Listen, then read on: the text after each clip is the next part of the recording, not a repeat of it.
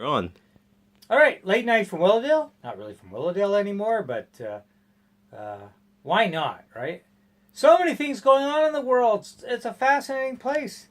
The American president is still a mercurial, nutty guy.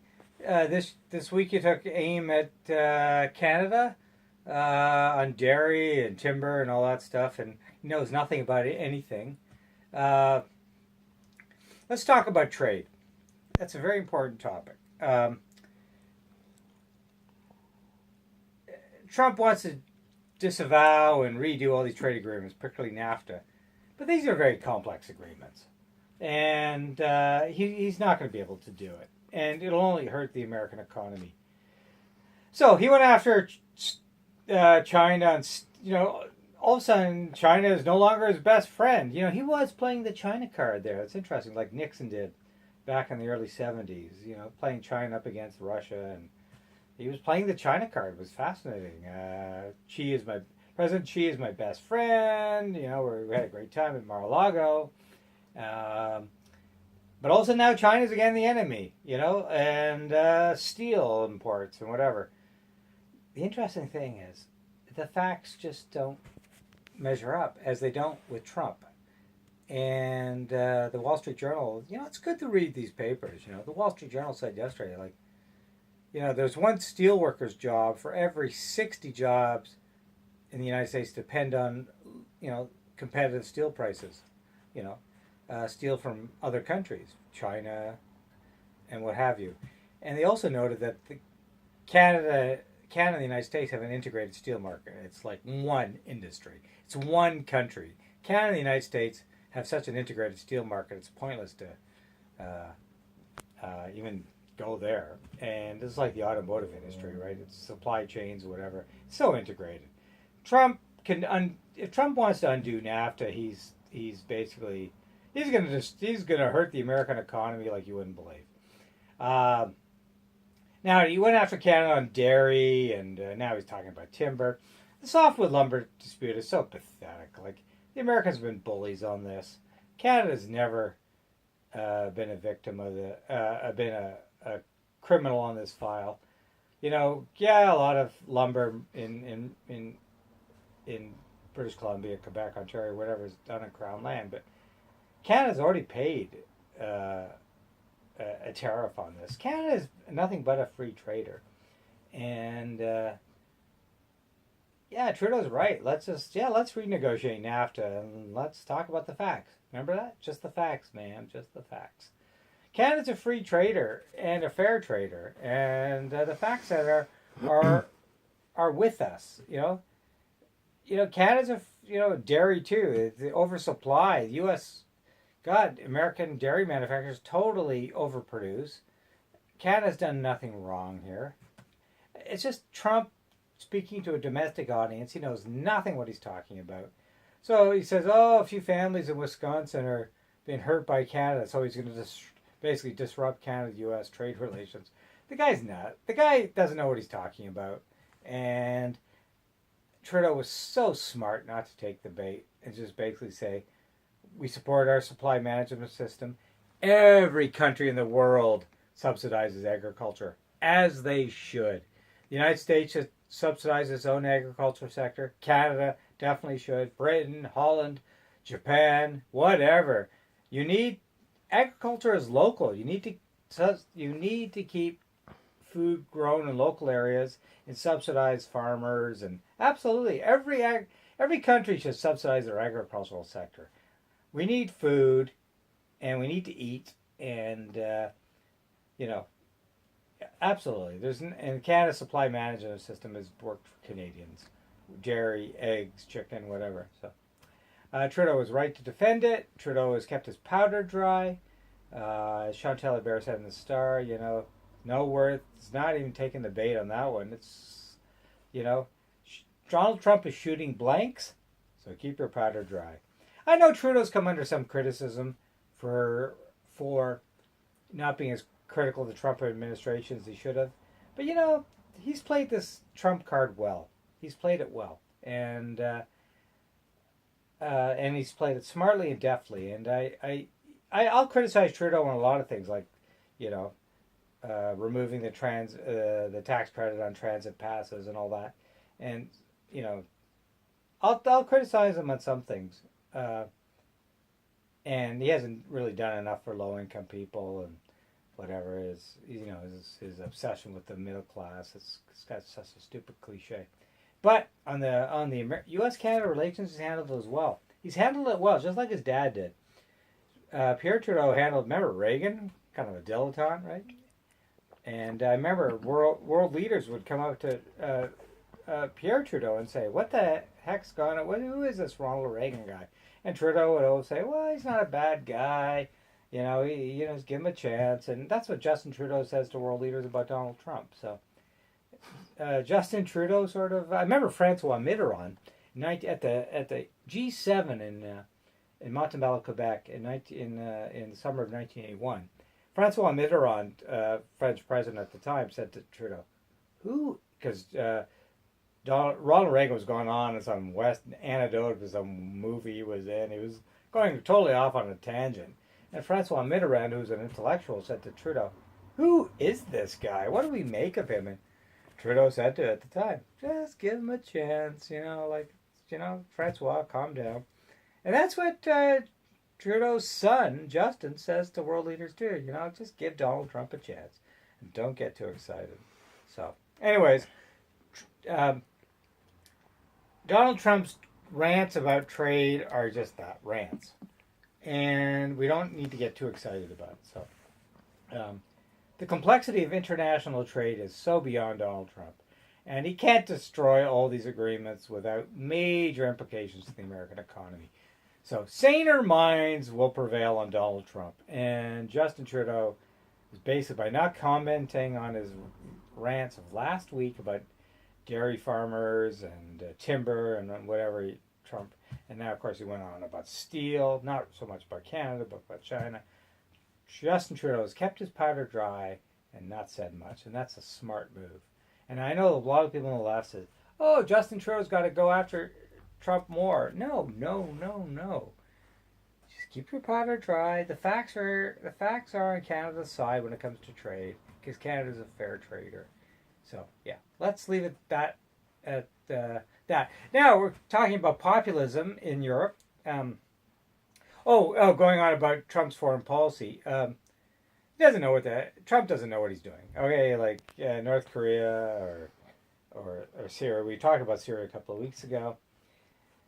He has no clue about what he's doing. In North Korea, he wants the Chinese to help in North Korea, which he needs. He can't solve North Korea without the Chinese. And then he, of course, goes on a tirade about China and steel and whatever. But North Korea is a very complex issue. You watch episodes of MASH, right? And I'm sure many people do. MASH lasted 11 seasons from 72 to 83, and of course the Korean War lasted 3 years. But the Korean Peninsula has been divided since 1953, and no one knows what to do about North Korea. It's a difficult issue. Obviously, I think personally, I was thinking a united Korea would be the best thing. Now that's not going to happen anytime soon, and China, in some ways, doesn't want that, but in some ways, China does want that, because China wants stability, and China is a kind of a capitalist society, and they want to share goods, and they want stability in the Korean Peninsula.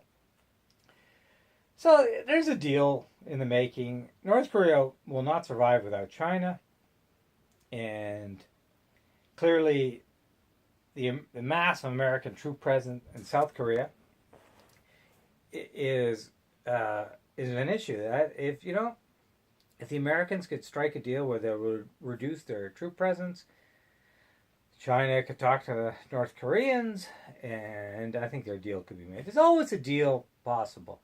Kim Jong-il or whatever, I don't know, all the Kim Jong. Soon. Kim Jong-un. I get tired of all the Kim Jongs that have been going on for a long time.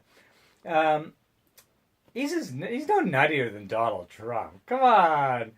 He's no nuttier than Donald Trump. So Uh, we can deal. A lot of North Korean officials, I think, would like to see some stability and some, yeah. So North Korea, North Korea is not as impoverished and nutty as you think. I've seen lots of documentaries.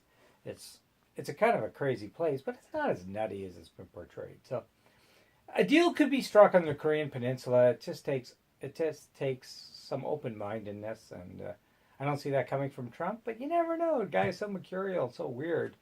A breakthrough could happen under him. He was making love to President Xi in Mar-a-Lago. Now, of course, you know that was 2 weeks ago, and now China's the enemy again when it comes to steel. So who knows? You never know with this guy. But yeah, U.S. foreign policy is totally incoherent. They don't know what they're doing, whether it comes to Syria. Trump called Turkey's President Erdogan, congratulating him on the referendum. Of course, Erdogan's a thug and a fascist. Like, just, you never know with Trump. And this thing with Canada came out of the blue. So, yeah. Let's take Trump. You never know. When he wakes up in the morning, you never know. So, he just, he... he's just an odd guy who didn't expect to be president, and he's president. He doesn't really know what to do. He has no clue what to do. So that's scary in one way, but as Trudeau said very aptly and deftly in his interview with Bloomberg, yeah, that also gives you some room for maneuver because, Trudeau takes his daughter out to a play in Broadway or has his daughter up to Ottawa, and all of a sudden Trump loves Canada again. Like, whatever, man. Okay, so French elections, Clete, because we'll end on the populist. Yes, I wanted to talk about that. Yeah, we'll see what happens. It's a wild card. There's no predictions. Le Pen, I don't think she's going to do as well as a lot of people think. I think people want a more centrist alternative, and there are now a bunch of options. There's a left-wing option and a right-wing option and the centrist option, and we'll see. I think the center will hold. I could be totally wrong. It held in the Netherlands. It held in Holland. The center held, and yeah, no question. This is important elections. The future of Europe will be decided this year. The Dutch said the center held in the Netherlands. The Dutch didn't go totally nutty right wing. We'll see what happens in France tomorrow. Well, I mean, these elections are only tomorrow. What happens in France on Sunday is just the beginning. So we'll see. I have a feeling the center will hold in France, and I think it'll hold in Italy, and I think the British elections are the most interesting. I think Angela Merkel will be re-elected in Germany. I think the Germans, she's the leader of the free world. She's seen as the most important politician in the world. So I think in Germany, we'll see what happens. We don't know. But Trump has, a lot of people realize that this nutty right-wing populism doesn't work. And Trump has dissuaded a lot of people in Europe, this is not where we want to go. So we'll see what happens. I don't make any predictions in the French election. Hey, come on, we're sitting here in this apartment at 2 a.m. on November 9th or whatever and thinking Hillary would still win. So, I make no predictions. I hope the center holds in France. And in Britain, with the elections in Britain, I think watch the Liberal Democrats. See where they go. Watch the Liberal Democrats in Britain.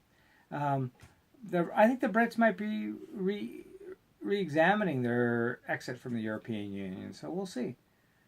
Nothing is for certain.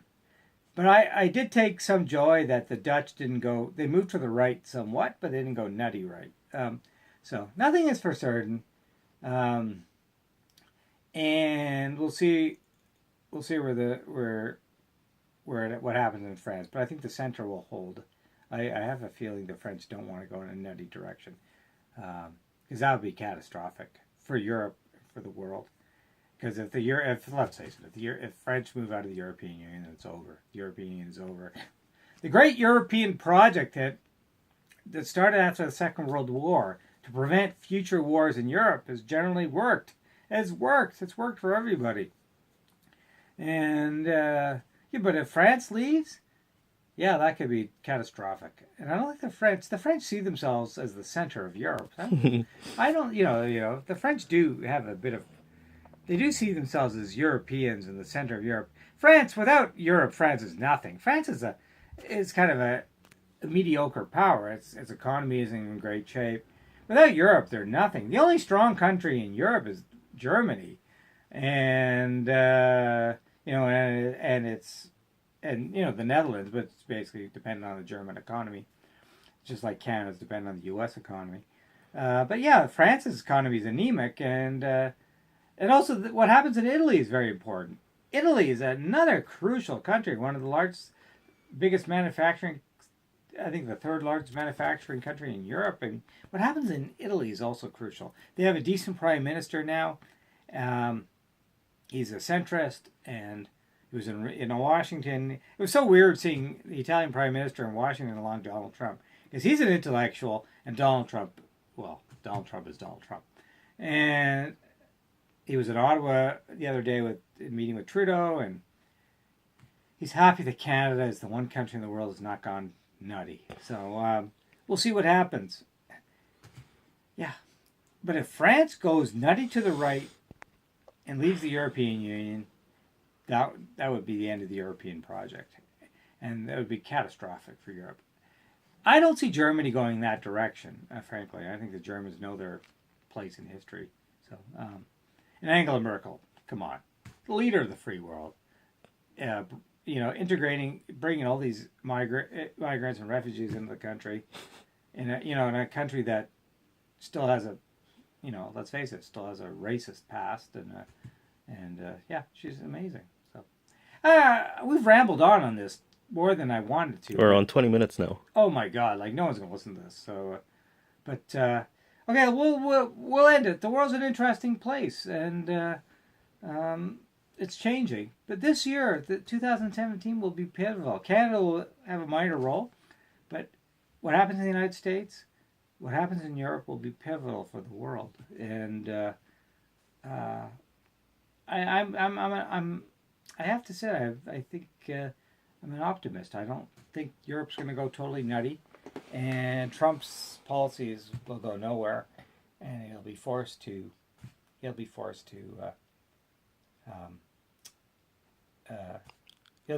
moderate and acquiesce, and he can't trade a lot. He can't screw up all these trade agreements.